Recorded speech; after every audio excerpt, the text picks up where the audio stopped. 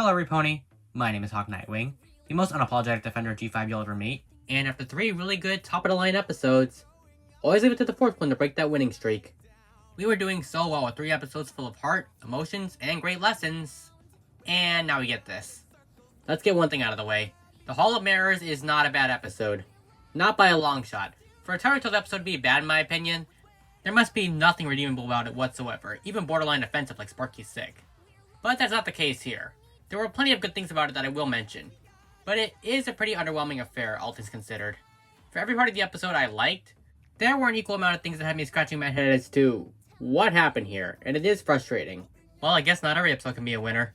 This is my review of Taruto Season 2, Episode 16, Hall of Mare-ers.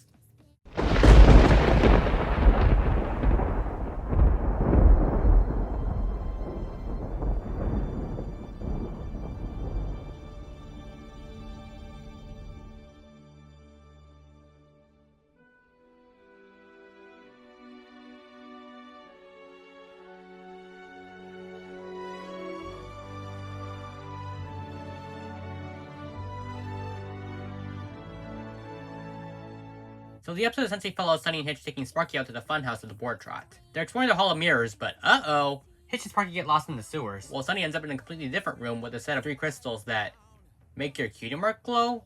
We then get an admirable attempt at a message being taught. Before Sunny grows a trail of flowers, they all find each other and all 3 work together to escape. Then the episode ends with them nuzzling Sparky. So, what did I think of the episode? Well, let's get the redeeming qualities out of the way first. To start with, the funhouse itself and the way it's utilized is very creative. You can really just feel the animation pop off with the inventive camera angles, the various mirror visuals, and the different rooms. My favorite mirror visual has to be Sparky as a grown-up dragon.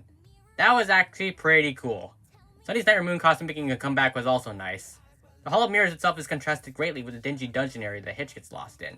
Also, just seeing he and Sunny together was great. Not only because I'm one of the few people left in existence who actually is still on board the Starblazer ship, but also because it proves, if nothing else, that Taruto can focus on and develop characters other than Misty. Yeah, she gets a lot of attention, but saying that she's the only character that G5 cares about is ridiculous. If anything, seeing them together is very wholesome, and they still play off each other extremely well. The way they work together and their chemistry, it's all wonderful. Sparky's also portrayed to be a very active character as well, and it's cute to see he and Hitch bond. The lesson that was attempting to be taught was nice in a vacuum if you don't think about it too much. All of my problems come with the rest of the episode. The first immediate red flag that stood out to me was the fact that they played the Lost song when our characters weren't even lost. Like, huh? The song is about Sunny and Hitch being lost together, desperately trying to find their way out of their situation while being worried sick out of their minds. But in the episode itself, they're having a blast, they're smiling, and it's meant to be a fun scene. It clashes so hard with the goofy and fun visuals that I immediately thought, you guys really couldn't find a better placement for it? Seriously? I normally love the utilization of the songs in this show, because they're meant to convey the tone of the scene, or with the emotional climax of the episode. They're meant to go perfectly together with the visuals and convey an emotion. They're meant to be in sync.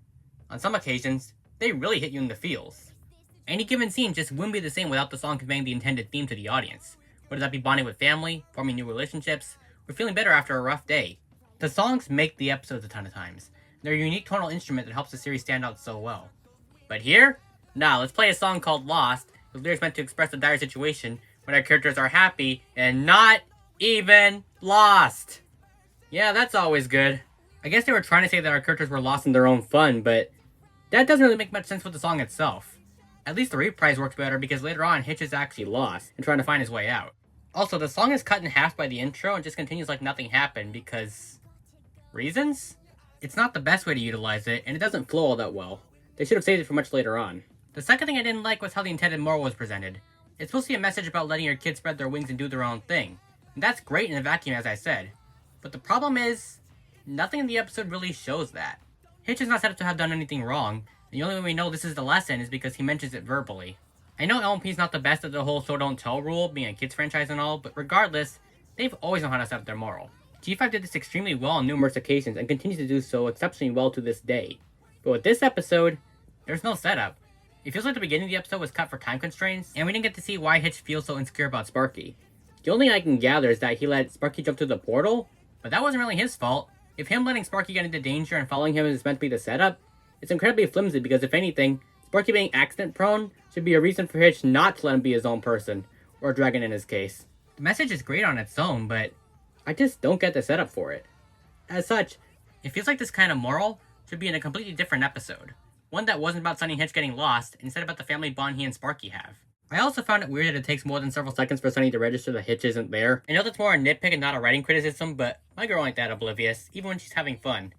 She also doesn't really do anything until the episode's almost over. Like, she just stays in one place for a while until she suddenly gets a cutie mark-induced vision and decides, oh no, Hitch is in trouble, I should do something! It feels like the staff wanted this to be a solo Hitch and Sparky episode, but dropped Sunny in there too because, well, these two haven't been paired together in a while. All in all, this is an episode I would describe to be all style, but no substance. Superficially, there are a ton of things to love, like the visuals, Sunny and Hitch being focused on together, and therefore making my shipping heart extremely happy, and Hitch's bond with Sparky. Plus, I do also love how Sparky is portraying this episode in general, like I said. Season 2 really has a firm grasp on how to handle his character, and I really appreciate that. But once you think about it for more than a few seconds, the episode really starts to unravel.